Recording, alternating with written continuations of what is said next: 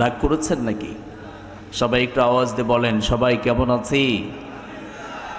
আলহামদুলিল্লাহ, আমিও ভালো আছি। সকল প্রশংসার মালিককে, সকল ক্ষমতার উৎসকে। কেউ যেটা দেয় না দেয় কে? কেউ যেটা দেখে না দেখে কে? কেউ যেটা শোনে না শোনে কে? সে আল্লাহর জন্য পড়ছি আলহামদুলিল্লাহ। আমার সাথে সবাই পড়ুন, রব্বানা লাকাল হামদ হামদান কাসীরান তাইয়্যিবান মুবারাকান ফীহি। আমরা প্রশংসা করলাম কার? সবসময় প্রশংসা করব কার? প্রশংসা করলে লাভ না লস? আমাদের লাভ, তাই না? যেখানে লাভ আমরা তো সেখানেই আছি। আমরা অনেক বেশি লাভবান হতে চাই। আল্লাহ বলছেন, গোলাম লা ইন শাকারতুম লা আযীদান্নাকুম ওয়া লা ইন কাফারতুম ইন্না আযাবি লাশাদীদ। আল্লাহ বলছেন, গোলাম প্রশংসা করো, নিয়ামত তো আমি দিয়েছি। নিয়ামত কে দিয়েছেন আমাদেরকে? কত নিয়ামত দিয়েছেন, গুণে শেষ করা যাবে নাকি? এমনি তো এটা নিয়ে পড়াশোনা করার সুযোগও পাই না। আল্লাহ যে কত সুন্দর চমৎকার চমৎকার নিয়ামত আপনাকে আমাকে দিয়েছেন, এগুলো নিয়ে চিন্তা করবার সময় হয় না। আমরা সবসময় লিস্ট করি, চিন্তা করি আমার নেতা আমাকে কি দিয়েছে, ওইটার চিন্তা করি। কথা বলেন ঠিক না? কিন্তু আপনার আমার রব আপনাকে আমাকে চমৎকার চমৎকার নিয়ামত দিয়েছেন। এই পৃথিবীতে এমন কোনো ম্যান নেই যে আল্লাহ দেওয়া নিয়ামতগুলো গুণে শেষ করতে পারবে। পারবে নাকি? এই জন্য রব্বুল আলামিন বলছেন, গোলাম ওয়া ইন তাউদ্দু নি'মাতাল্লাহি লা তুহসুহা। রব্বুল আলামিন বলছেন, গোলাম বাবার নিয়ামতকে যদি তোমরা গুণে পরিসংখ্যান করতে চাও, কোশ্চেন কালেও আবার নিয়ামতকে গুণে শেষ করতে পারবা না। সুবহানাল্লাহ। আল্লাহর নিয়ামত গুণে শেষ করা যাবে না। আল্লাহর নিয়ামতগুলো যদি, আল্লাহর নিয়ামতের প্রশংসা লিখবার জন্য এই পৃথিবীর সাগরের পানিগুলো যদি কালি হয়ে যায়, গাছের পাতাগুলো যদি খাতা হয়ে যায়, কালিও ফুরিয়ে যাবে, খাতাও ফুরিয়ে যাবে, আল্লাহর প্রশংসা করে শেষ হবে না। কথা বলেন ঠিক কিনা? সাগরের জলকে কালি করে, গাছের পাতাকে খাতা করে, তোমার মহিমা লেখা শেষ হবে না, যদিও লিখি প্রভু জীবন ভরে। সাগরের জলকে কালি করে, গাছের পাতাকে খাতা করে, তোমার মহিমা লেখা শেষ হবে না, যদিও লিখি প্রভু জীবন ভরে। সুবহানাল্লাহ। আল্লাহর প্রশংসা লিখে শেষ করা যাবে না, কালিও ফুরিয়ে যাবে, খাতাও ফুরিয়ে যাবে। এই জন্য আমরা সবসময় আল্লাহর প্রশংসা করব। রাজি আছি না নাই?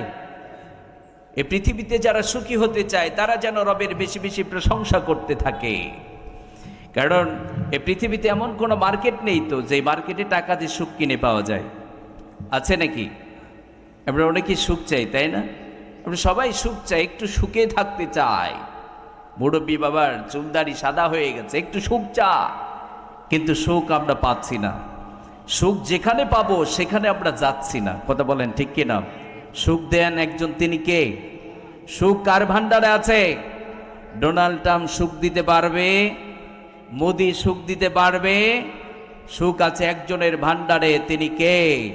তাহলে আজ থেকে আল্লাহকে বলবো, আল্লাহ অনেক কিছু চাই না, অনেক কিছু লাগবে না, একটা আত্মতৃপ্ত একটা হৃদয় আপনি আমাকে দান করে দেন। সুবহানাল্লাহ।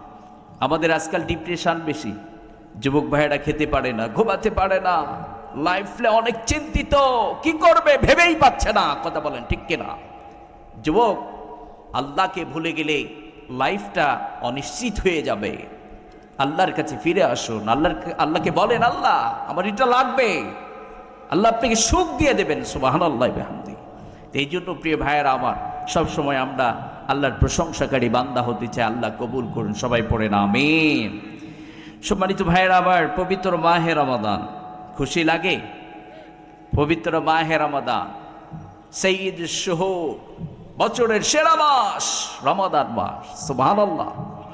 রমাদান মাস পেয়েছি, আমরা খুশি তো?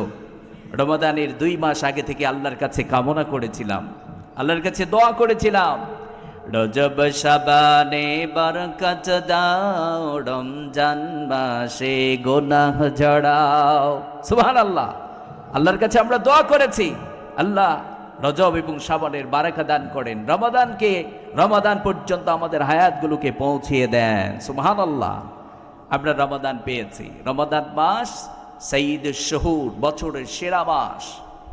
রমাদান মাস তাকওয়া অর্জনের মাস। রমাদান মাস নিজেকে পরিশুদ্ধ করবার মাস, নিজেকে আলোকিত করবার মাস। কথা বলেন ঠিক কিনা? তা আমরা রমাদান মাস পেয়েছি, আলহামদুলিল্লাহ। আল্লাহ যেন এ রমাদানের প্রতিটা সিয়াম যথাযথ আদায় করার তৌফিক দান করেন। সবাই পড়েন আমিন। রমাদানের প্রতিটা ইবাদত যেন আল্লাহ কবুল করে নেন। সবাই পড়েন আমিন। রমাদান মাস চলছে আমাদের রংপুর মিঠাপুকুর, না? রংপুর মিঠাপুকুরের ভাইয়েরা, এই লোকেশনের নাম হচ্ছে শুকুরের হাট। শুকুরের হাট, মিঠাপুকুর। ডেকোরেটর মালিক ও শ্রমিক ভাইদের উদ্যোগে দিনের বেলা পবিত্র মাহে রমাদানে চমৎকার তাফসীর মাহফিল। আপনারা খুশি হয়েছেন? আপনারা সবাই খুশি হয়েছেন তো?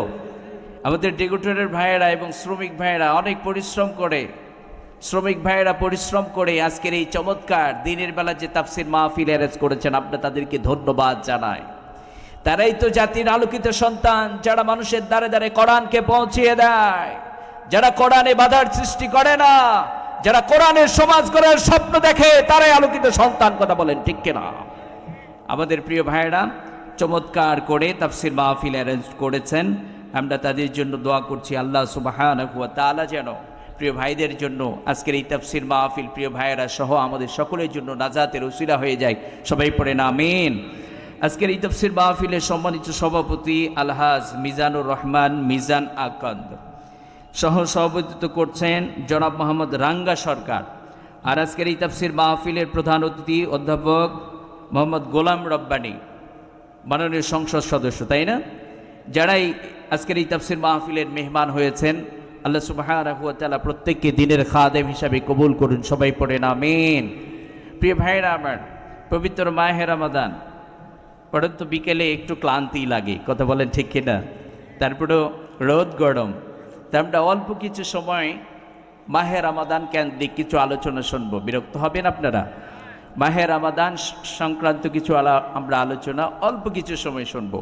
আমি আপনাদের সামনে মহাবিশ্বের চির বিষয়, বিপন্ন পৃথিবীর অনিবার্য ঠিকানা আল কোরআন আল কারীমের 3টা আয়াত নিয়ে কথা বলবো আপনাদের সামনে।